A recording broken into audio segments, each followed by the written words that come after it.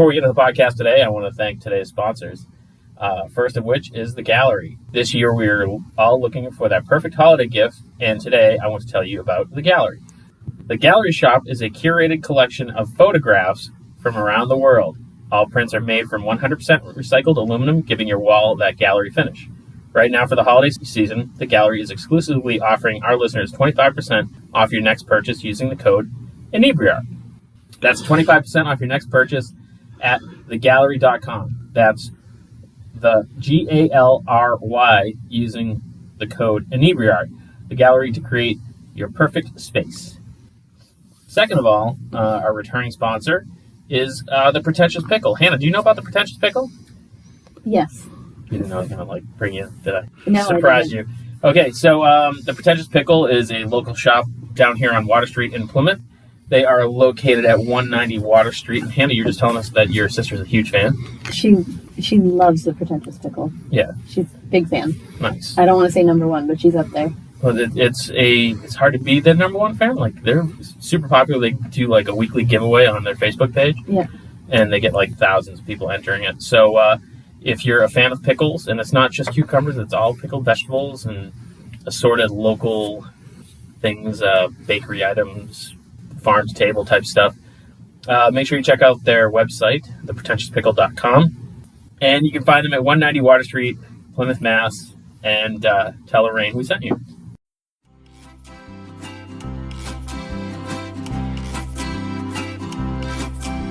Across the line, the Gulf Stream, I've been in Tampa Bay, around the horn, and home again, 'cause that is the sailor's way. Welcome back to the Old Colony Cast, a podcast about all things Plymouth and surrounding areas. I am your host, Andy. I am once again joined by Hannah. Hello. And as always, Fish is here. Hello. And today we today's episode kind of came out of a conversation that we were having after one of our recordings about kind of things that we were missing due to the current situation in the world. And one that came up was King Richard's Fair. And today we're joined by Aimée Sedley. You got it. Yeah, that's great. Good. I'm terrible at names to begin with. Who works? You are the director of King Richard's Fair? I am the general manager and co-producer. Okay, co-producer. So I got to say, the first thing that surprised me about reaching out to you was you're not local. You're So is King Richard's Fair like a nationwide thing that I didn't know about? Is this kind of a... We should be so lucky. No, it's really interesting. So my parents, Dick and Bonnie Shapiro, created King Richard's Fair in 1972 in the Chicago-Milwaukee market. They were the third producers in the country of Renaissance festivals. And they came out of this because my dad was a theater major. He was a national concert producer. So he brought in everybody from Michael Jackson to Frank Sinatra to Bon Jovi. And so, they had the entertainment background. And my mom was a journalist major and dancer. And so they were, 22 and 24. And they went to the Minnesota Renaissance Festival, which was in its first year, small show, tent show. And they said, well, we could do something like this. And so they scoured the country for talented artisans, auditioned tons of people, and opened the show in 1972 in the Chicago-Milwaukee market. So how did it move from Chicago to Wareham? Well, cool. Actually, Carver. Oh, sorry, Carver. Sorry. Cava. Did I say it right? Yeah. I lived in Carver for 6 months, and I just pretend like it doesn't exist. Okay, well, we won't repeat that. So about 10 years into the Chicago show, it was finally doing well. Some people from out east came from New England and said, hey, you guys have a great reputation as producers, and we would love to have you come out and take a look out here and see if there's something you would be interested in opening here. We have nothing, in the 6-state New England area like it. And they came out there in 1981, fell in love with the area, and built the show from scratch, took the woods, carved out the woods for the parking lot, and built the entire village and everything. And that was 1982. It's funny. Like, I throw shade at Carver, but it's because I like to live kind of in a more built out area, and Carver is definitely not. So it kind of suits the whole Renaissance Fair theme, because it's really in the middle of the woods.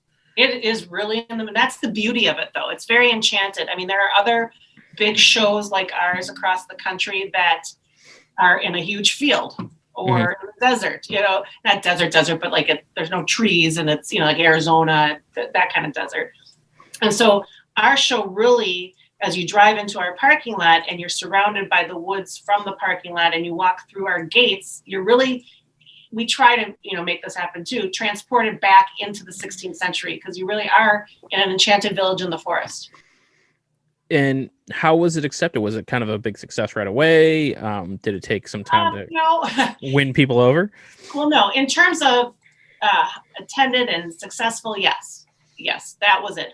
But as they had huge costs that they had not expected when they started developing the land, and it took them many, many years to try to make back the money to start seeing a profit for themselves. But in general, yes, it was we're the largest and longest running Renaissance festival in New England. And, my mom, who still I produce it with, has been doing this for 48 years. So she knows what she's doing. So for listeners who may not know what a Renaissance Fair is, can you give it like an elevator pitch and kind of describe what it is? Well, it depends who you're talking to and how they describe it. So we look at it as kind of like a trifecta. It's a craft fair. You have talented artisans from all over the country that hand make these amazing wares you can't get anywhere else. We have fabulous food and drink that is, for the most part, what you could have back in the 16th century. Mm-hmm. And then we have wonderful performers that are there to entertain you all day long. So some people go for the food, some people go for the crafts, some people go for the entertainment, and some go for the whole just experience. Now, my husband, who had never, ever been to a Renaissance festival in his life, came for the first time. And when he left, he said, "Wow, this is kind of like a cross between Dungeons and Dragons and the Grateful Dead."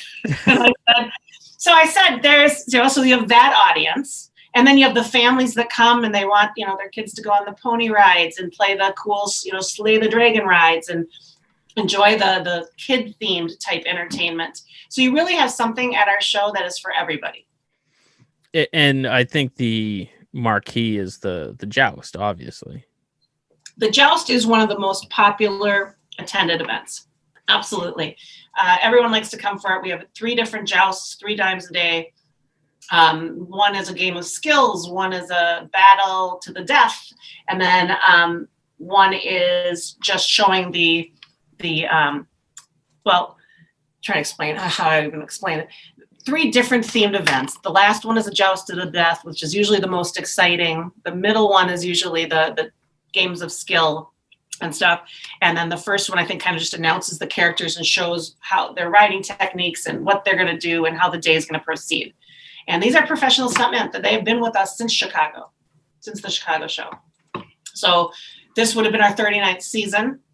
And so they've been with us for 39 years. Wow, it's crazy. That's when you said 81, 82. I wasn't even thinking that, it's that long ago. Were you even born yet? Oh, yeah. Yeah, well, you never know. Makes one of us. Let's not ask the other 2, though. Just babies. Yeah. So is the Chicago one still running, or is Chicago one was sold to another company that they run things a lot differently than we do. We are very fun, fantasy, that kind of thing. This other company that owns this one now, they are very, very period. Like you have to wear, if you're a performer, you have to wear costume from your hat all the way down to your shoes, and you have to speak in English dialect, which obviously we prefer people to do. Some of our some of our artisans have a little trouble with the dialect, and then some really get into it. But, all of them, all the shows across the country, the big shows, and when I say a big show, I mean a show that's either on a permanent site like ours, or a show that runs 7 to 9 weekends. And they have the big acts. And the acts are very costly. And some people think that, when they ask for hat at a show that they're not being paid. Our performers are paid and paid very well, because this is how they make their living. Right. And they'll go our show for 8 weekends, and then they'll go, it's kind of a circuit. From our show, they'll go to Texas, and then from Texas, they'll go to, a Florida show, and then Colorado, and then Arizona, and then they come back to us. And they spend their whole year doing that. Yeah, we actually have a friend of ours that was kind of doing the circuit for a while. I think she was working for one of the vendors. Oh, for one of the vendors. So the vendors, the artisans do the same thing. Most of them. Most of them. The bigger artisans do. Those are the ones that are like, it's a business to them, not just like, hey, I'm coolly making these wood crafts in my shed and I want to try it out at a Renaissance festival. You have those too, because those are the true artists. Yeah. But then you also have the ones that are, do the big shows. The one that always jumps to mind for me is the candle maker. Oh, he is the one. It's always right inside on the left, right in on the left hand side. He is an amazing, amazing man. In fact, I just was on the phone with him yesterday, and he's been with us in Chicago. So he's been with us for 40 some years. We did take a bunch of the people from the Chicago show when they opened the Boston show or the Massachusetts show. So he is truly talented. He keeps threatening to retire. We said, you can't retire. We love you too much. You cannot retire. So how has the show grown? Have you, because it's like a little village, have you added more houses in there? Well, sure. From the start, absolutely. And then, sometimes you'll have an artisan that leaves because they just either aren't doing well enough with their product, or they are older and they need to get off the circuit. I mean, those are 2 to 3 very long show days. Always having to be on and making your craft and everything. So we've had, you've definitely gone through a transition. And so, we've always been full in terms of artisans. We always have had a waiting list, which is nice to have. And then sometimes someone will say, hey, this building doesn't really work for me. Can I tear it down and rebuild? We said, sure. These are the specifications, and let us know. We work with everybody. But we have expanded since I've been there. And this would have been my 26th year doing this. And remember, I grew up in this. So I never thought I'd be in this business in the first place. So, and I didn't start out in it. I started out in the motion picture business and publicity and film promotions and stuff. But I have grown 2 or 3 areas of the sites with new buildings and new areas. So, but we are in wetlands. We only have so much space, and we don't want to take away space from a parking lot. So we have a few more ideas of where we'd like people to build shops and create little new areas. But once we're full in that respect. And part of the whole thing is the performances. There's shows all day long. Yes. There's, I don't know, it's like half a dozen stages. Is that? We have 8 stages, the joust field, and a mud pit. Yes, the mud show, which yes. and that's one of those, hasn't changed, I think, since I've gone back in high school, but you still go every single time to see the mud show because it's right, because they're funny, Oh, they're hysterical. Yeah, my parents found them and helped create the mud show, which is now at every show, Renaissance Fair across the country. These guys were theater graduates from Northwestern University in Evanston, Illinois. So these were highly educated theater students that brought to eat mud. Exactly. I know.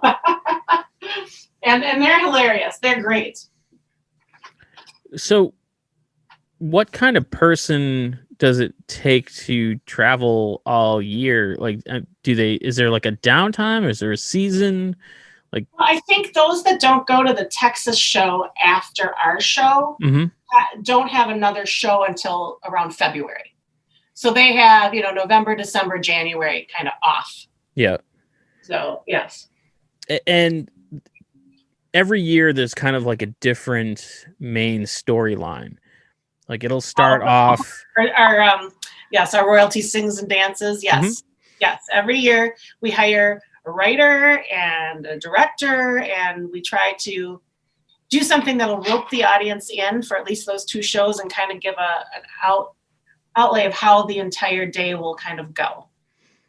And it starts even from like opening gate. Oh yeah, like before the gate opens, you're outside. And is that unique to you guys, or is that?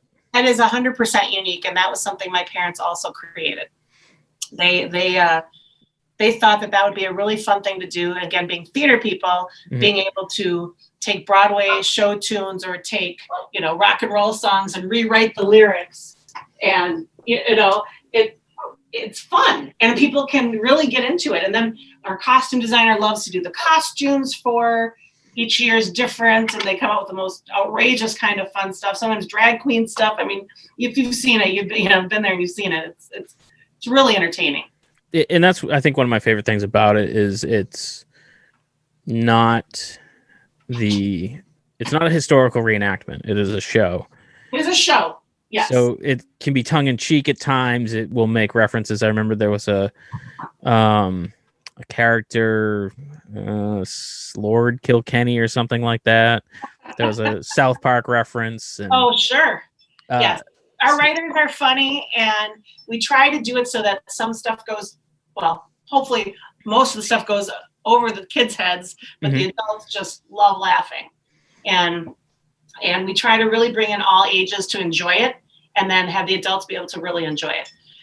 Because you can come to our show, let's say you have a family of 4. The 4 of you can come to our show and see it one way, and then the 2 adults could come by themselves or with friends and see it totally different way, more body kind of show. Now, how has it changed over the years? Are there shows and acts that are no longer in there that you kind of miss, or? Yes, we try to, if we didn't do anything new, no one would want to come because they'd be like, been there, seen that. So we try, well, every year, obviously our we call it our scenario, but our royalty sings and dances, that's always new every year. So that's always going to be a different show. Our jousts, we talk to them about changing up stuff and themes. And, one year there was a hanging, quote unquote. One year they supposedly split us, the death, joust to the death, they, cut the throat of one of the jousters and blood squirted out, which can be sometimes a little overwhelming to those that are too young. But we try to definitely put ratings on some of the acts that are more inappropriate for young kids. A little PG-13 signal. But we always have at least 2 to 4 new acts every year. And then we try to keep the ones that we know everyone keeps wanting to come back for. I mean, like the Washing Well Wenches. Yep. They are one of my favorite acts. Now, growing They're up... relatively new, aren't they? Well, they've been with us now for maybe 8 years, maybe. I'm calling that new. Well, the thing is that I grew up in this business. I have done everything there is to do. I passed out brochures. I've sold tickets. I've made food. I've sold food. I've picked up trash. I have directed traffic. I've done everything there is to do. And growing up in it, I have to be honest, there's not a lot that really makes me laugh out loud with our acts. The Washing Well Wenches and Jacques the Whipper.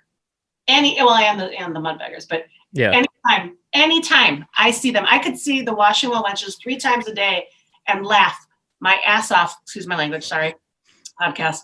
But because it's a improv, a lot of these acts are dealing with improv. I mean, you might pick on an audience member to come up and then they're so not participatory that, you're like, oh my God, what is he going to do? And then they have to go to somebody else, Yeah. And so it's always evolving, and that's what I love. So I found out something interesting about the wenches that I had no idea about. So I'm on the app TikTok, and I found them on TikTok. Oh my God. I have to look at it. I have to find it. They are wenches? Yeah. And they, I didn't realize there's Washing Well Wenches all over the country. It's not just Sprout and who's the other one? Gertie. Yeah. I was like, these are the only 2 people like this on the planet Earth. And then I found this whole No, it's All funny. the other washing well wenches. Okay, so yes. So the Washing Well Wenches was created by one wench and her partner. And they were so well received that they started training the other, other wenches to be kind of thing. Wenches in training. And then they branched out. I mean, they're a very funny act. So each character, so Gertie and Sprout, and then there's been a couple other different ones, and I can't remember what their names were, and they've been at our show before too. They each have their own persona, per se. But there's always a alpha and a beta. Do you know what I mean? So Gertie might be the alpha at one show, and Sprout might be the beta at any other show. So they always pair them up in that respect. The girls that have been at our show, ladies, wenches, washing women, have been with us for a very, very long time, and we prefer that. And I have seen, because I go to other shows, and I have seen the other ones, and there was a set of them, when I'm embarrassed to say this, but I was at the Minnesota show, which is a huge show now, and I walked out of the act because I was so disappointed, because our girls are so amazing and so funny that nothing that actually I had my daughter with me too, and she said, these guys aren't nearly as good as Sprout and Gertie. I think we should leave. I said, I agree. So we walked out. I mean, not walked out like embarrassingly, embarrassed them, but we left before they got started. It wasn't as funny. So I think that we absolutely have the best wenches on the circuit. Now, is that something that's common where, like, if an act catches on in one place, it'll kind of spread to the other shows? Yes. Yes and no. It depends. In Minnesota, there was an act called Puke and Snot. Okay. Okay. Very highbrow, very funny, very intelligent people. It is such a big show at the Minnesota Ren Fair that we thought we would like to have them out in Boston and see how our patrons and our audience like them. Mm-hmm. Well, it was very interesting. Well, one, we overlap with the Minnesota Renaissance Festival, so the original Puke and Snot could not come out because they're already doing their show. So they had trained a B team, quote unquote, or another team, and they came out, and the Boston audience did not like them at all. Their shows were not highly attended. It was dumbfounding, to be honest with you. And then we never hired them back. That's so interesting. Something that works at one show may not work at another show. It all depends. I mean, for instance, in Minnesota, and I'm a Minnesotan, we are hardy. We'll come out if it's misting or if it's too cold or if it, in Boston and Massachusetts, you guys have the beach. You're so lucky to have the ocean that if it's too nice, people go to the ocean and go to the beach. And if it's raining and icky, they don't come out. Yeah, so, and it's that weird time of year where it could be like 85 one day and then 50 the next. Exactly. With a nor'easter, God forbid, or something like that. And gosh knows we've been through all that. So if Me, Fish, and Hanna started an act, how would that go? Would we pitch it to you and then have to audition? Yes. So we hold auditions usually in April, and we do it in Boston. We used to do Boston, Providence and Boston. But now we just do it in Boston. It's a 2-day audition period and callbacks on that second day. And yes. And if someone couldn't make it, and occasionally you get acts that are out of state. Obviously, a lot of acts are out of state. They can't make it. Then they send us a video audition. Oh, okay. So if you're thinking of something. Oh no, that was a total hypothetical. That was 100%. We do not sing, dance, or. I like your DNR hat though. Oh, thank you. And so, once a show is picked up, them continuing on is based on how they perform throughout that year, whether they. So we usually will contract. I'm so sorry about that. I was puppy, but it's just that's okay. Generally, 99% of our contracts with our performers are 1-year agreements. Mm-hmm. So we want to see how they do, how they're received. They'll want to see how they do. So I know, I'm sure you've been at some of the acts where they pass the hat. Yeah. Right? Tips. Okay. That's a privilege that some acts get. Not all acts get that. Some of them get that. And again, that's where I refer back to.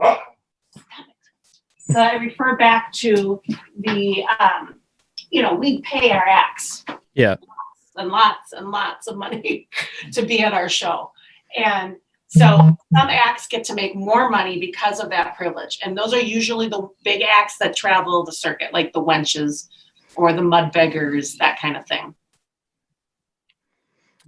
And have there been like acts that you haven't been able to get? Like, is there, Yes, you know, yes. is there like the Bruce Springsteen of Ren fairs? Well, you know what? There's a few musical acts.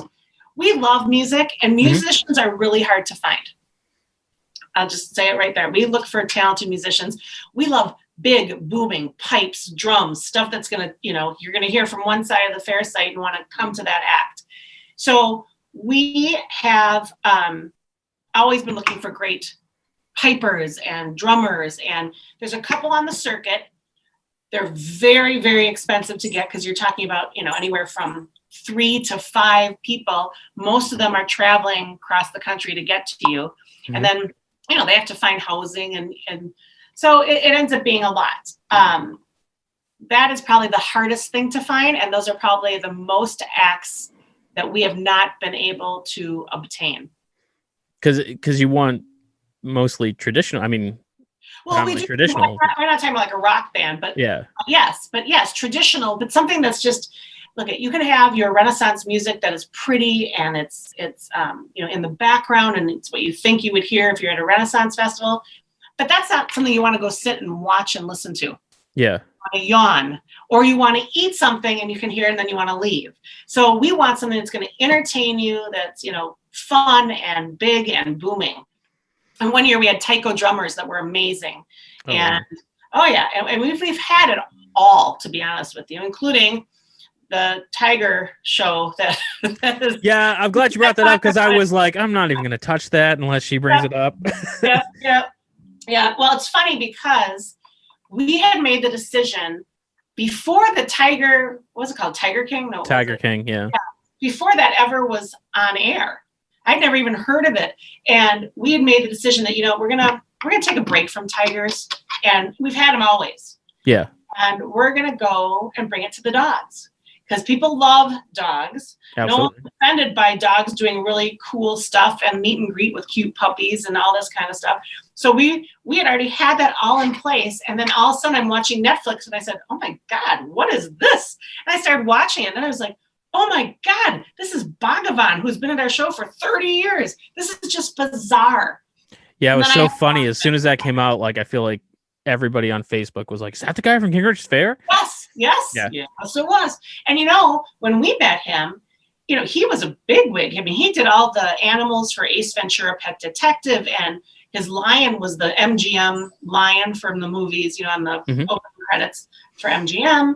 And his cougars did the, what liquor was it? Some liquor commercial, Seagram's, something. You know, so he has been in the show business world forever. Yeah. And he has been with us forever. Never had an issue with him. Very great to his animals. Absolutely fabulous treatment of them. And, you know, I would never say anything bad about him, you know, and then seeing this thing. And it's like, yeah, he has 12 wives. No, he doesn't have 12 wives. They're his girlfriends. I knew his wife. She died in a car accident. You know, things like that. Yeah. But for TV, you got to make it like all exciting. Right.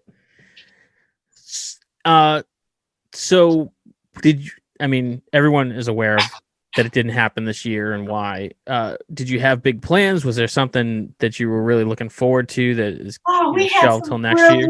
Yes, we had some really great acts, and we were we were locked and ready to go. And then we had to pull the plug on June 30th when we realized that Massachusetts wasn't going to allow, you know, outside crowds and stuff. And we can't function. I mean, we're an outdoor entertainment event. We could not we couldn't do it and have just 50 people come through the gate, like, and try to get someone, have them there for, you know, 2 hours, then have 50 more people come. I mean, that's, you know, the acts wouldn't survive, the crafters wouldn't survive, we wouldn't survive. That's kind of just, it was horrible. Well, yeah, now where everything, I can't imagine how you would do a socially distant joust, because everyone's usually packed in there pretty tight. Right. I mean, yeah, you can put up glass perimeters. There's 10 people. Anyway, you know, it's been horrific for us, our artisans, our performers. You know, it's everyone's livelihood. I mean, we work 360 days a year to be able to produce a show and, God willing, have 18 days of show. So, it's not like a lot of other shows where, you have this show and you're, producing it for 17 days. And then you go to another show. I mean, some producers have multiple shows. Yeah. The entire Renaissance Fair community shut down because there's really no way to produce this kind of an event. Even though you're outdoors, it's just, there's really no way to do it. And the only show I know of that's going on right now, and it's going on in a very limited capacity, is the Texas Renaissance Festival. But they are probably like 10 times the size of our show. And the guy that owns it goes by King George. Okay. Literally, King George. He's the kind of person that if he doesn't like the building that you built for crafters, he'll just plow it down. Oh, yeah. Wow. Doesn't care. Yeah. So it's very interesting. It's a very interesting business. so many things are going virtual. Had it ever, had you thought about trying to do like a virtual King Richard's Fair? Well, and that's the other thing. I mean, yes, we thought of everything you can imagine to be able to make something like this work. I don't see how we could coordinate all of our performers from all over the country, get them in their costumes and get them in their acts, and then do it so that it would work. Now, I'm not saying if, God forbid, we're not able to open next year with COVID, which that'll destroy us, all of us. Yeah.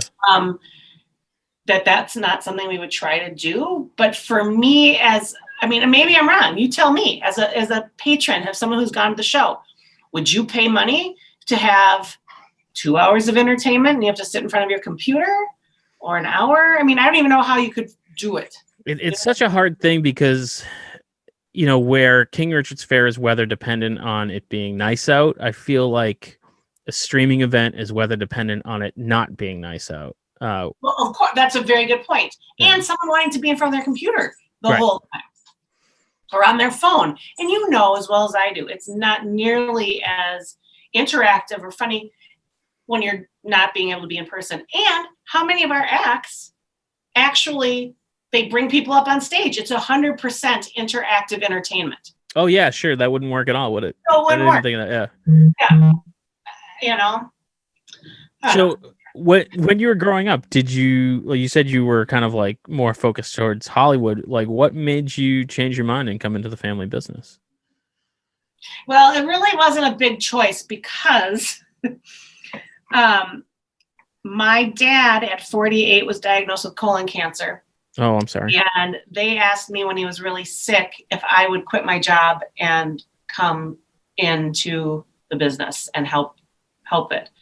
And I literally had just been asked by Paramount Pictures to come out and run national promotions for them in California. And I had to turn them down. And of course, you do what you have to do for family. Of course. And I did that. And he passed away 3 months later at the age of 50. So yeah, horrible. So my mom was a widow at 48. And I've been doing this for 26 years. And, it's hard. I mean, I have a family. I commute. I commute every weekend. You fly out here every weekend? I out there every weekend. Oof. For 4 months, every year for 26 years. Yes. Wow. That's commitment. Miss every first day of school for my kids. Miss reunions, homecoming. I mean, everything. But, that's what you do. And I mean, the goal for both my mom and myself is to entertain people. We want people to walk through those gates and have the best day ever. Bring smiles to people's faces. Have kids leave with their face painted and they've had the best time. And adults leave, full, because they had the 2-pound turkey drumstick or the chicken wings or the, all the good stuff that we have.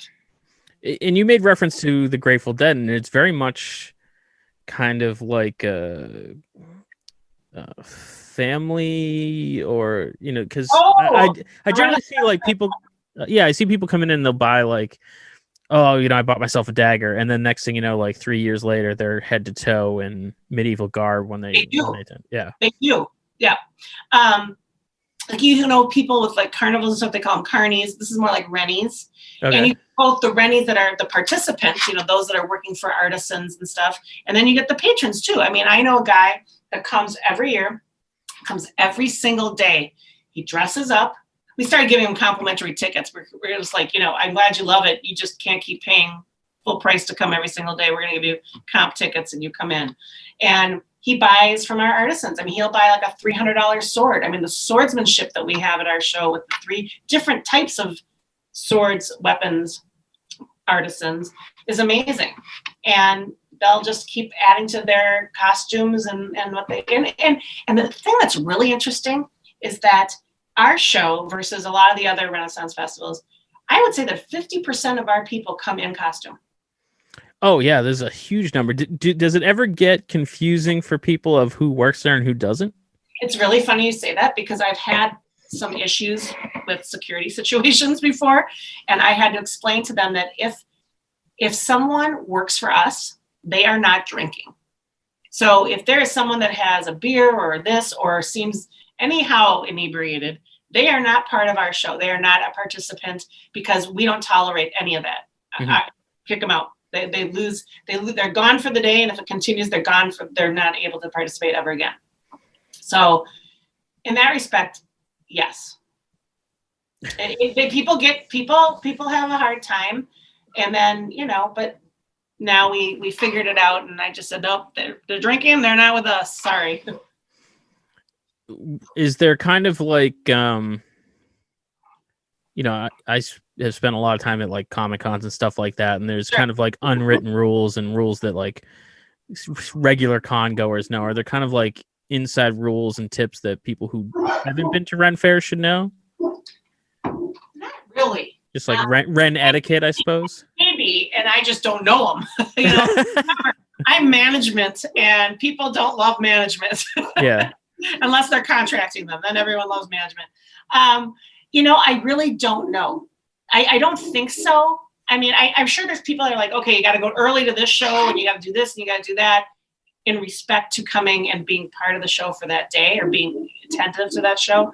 But in terms of insider trade secrets, there really isn't. Just go and have fun. Go and have fun. Have a ton of fun.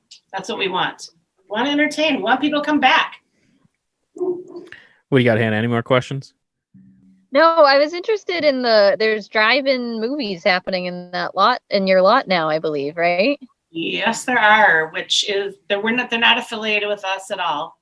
Okay. I wasn't sure. No, this company came to us and said, hey, you guys have a perfect piece of property to do this in. You're not able to open. What do you think? And, we really went back and forth with it because we never want anything bad to happen that's affiliated with the fair, obviously. But we wanted people to be entertained. And it killed us that we weren't able to open and entertain people in any sort of the way. So yes, so they are doing drive-in, drive-up, pop-up movie theater in the parking lot of the fair. They did it for the month of October. They're doing it for the month of November.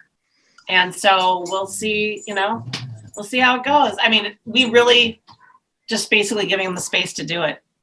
Yeah. And I wasn't sure. Yeah. I mean, again, it's not A movies because you can't really afford A movies. And theaters alone can barely afford A movies right now. So, yeah, I mean, I want them to do well. I mean, people are dying to be entertained. People want to get out of their houses and want to do stuff. God. Of course, it's not my child bothering me. It's my dogs.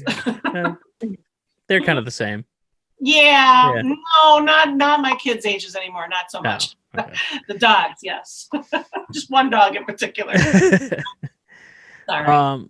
So, well, we really hope that it comes back because, I mean, like I said, we're planning on it. I mean, we've already contracted everybody. We're all set for our 40th anniversary season. We can't wait to open our gates.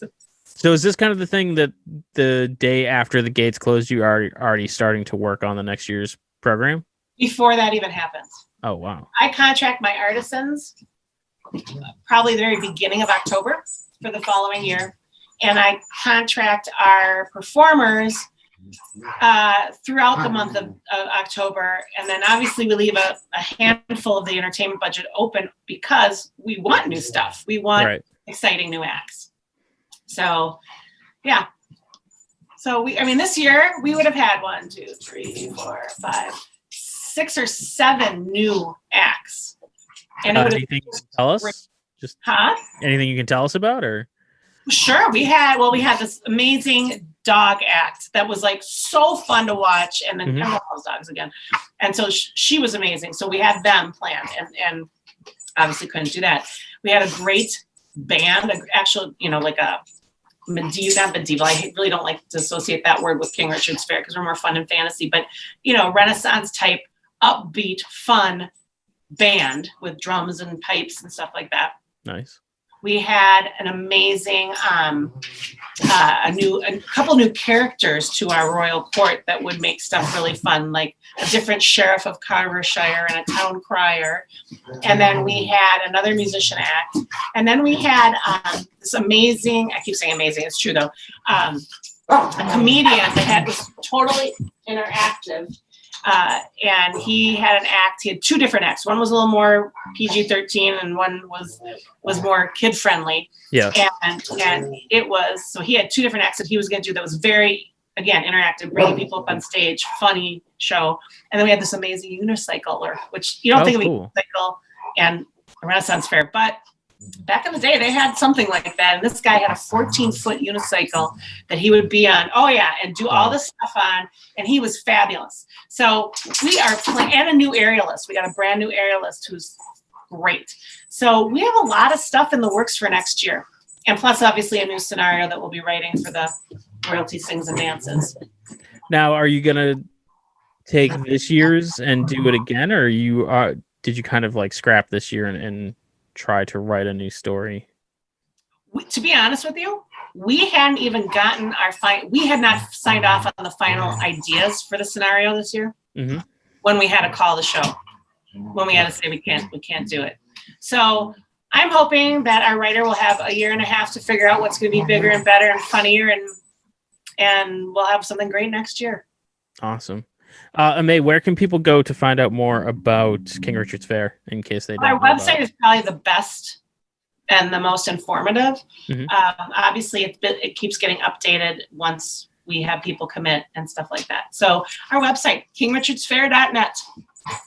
Awesome. And I assume you're on social medias as well? Oh, sure. We're on Facebook. We have 50,000 fans. We're on Instagram. We're on Twitter and Snapchat. And Pinterest. I don't know. all those. Well, I want to say thank you for taking the time to talk to us. This has been pretty cool. And you guys are so nice to have me. Thank you so much. Yeah, we miss the fair. Carver misses you. So. Well, we miss Carver. Cava. We miss Cava. Cava misses you. Cava. And you know what? I'll look forward to seeing you guys coming through our gates next year for our 40th anniversary season. Yeah, we'll be there for sure. Okay. All right. If you look for me, and we'll get you on the joust. You get to get down there. You'll get to sit with the royal court. How does that sound? Okay. Sure. Just send me an email right before we open. And like, this is the day I'm coming, and this is what I want to do. And I'll be like, done. Oh, that'd be amazing. You don't even have to be in costume. Okay. Maybe Fish will say stuff too. Yeah. Wow. Thanks. Absolutely. Okay, guys. All right. Thank you. Done deal. You've heard it. It's recorded. It's live. We're good. Awesome. All right. Thanks so much, you guys. Thanks for putting up with my dogs in the background. Oh, no worries. We're all dog lovers. So. All right. Have a great night and a great weekend. Thanks. You too. Okay. Bye. Bye. And this is the part where we stop talking. Thanks for listening to today's podcast. You can find us on all social medias at Inebri-art or on Instagram at Inebri-art6. You can email us at Inebri-art@yahoo.com. And make sure you listen to the other podcasts on the Inebri-art Podcast Network, including Bar Talk, Old Colony Cast, Retro Redoctopus, America's Hometown Horror Podcast, and our newest one, Theme Park Legends, a podcast about working at theme parks. What else? And we'll catch you again next time.